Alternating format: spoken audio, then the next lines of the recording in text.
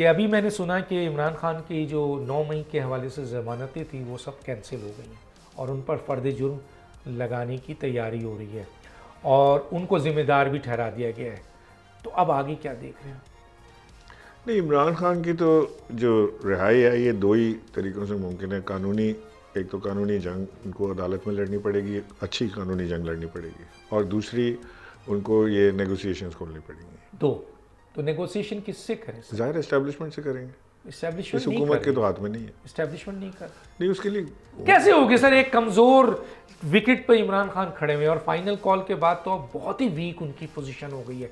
तो इस्टेब्लिशमेंट इस वक्त बहुत ताकतवर पोजीशन है। ठीक है, फिर इमरान खान की ताकतवर होने का इंतज़ार करें, अपने ताकतवर होने का इंतजार। मैं तो समझता हूँ कि अभी भी कोई ऐसा वक्त गुजरा नहीं है। कोई देखें, ये रियासत या ये इस्टेब्लिशमेंट ये किसी और मुल्क की तो नहीं है ना, या इमरान खान किसी और मुल्क का तो नहीं है। ये है तो बता दें कि जी ये अमेरिका का है, वो जापान के हैं, वो सिंगापुर के हैं, तो इसलिए इनकी आपस में नहीं बनती। हैं तो एक ही मुल्क के, जीना बनना सबका यही है।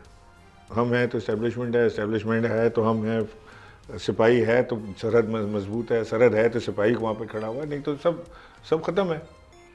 तो अगर तो इमरान खान दो ही ऑप्शन है, दो ही ऑप्शन। एक या तो इस्टेब्लिशमेंट और इमरान खान बात करें और इससे मसला हल हो, और जो इमरान खान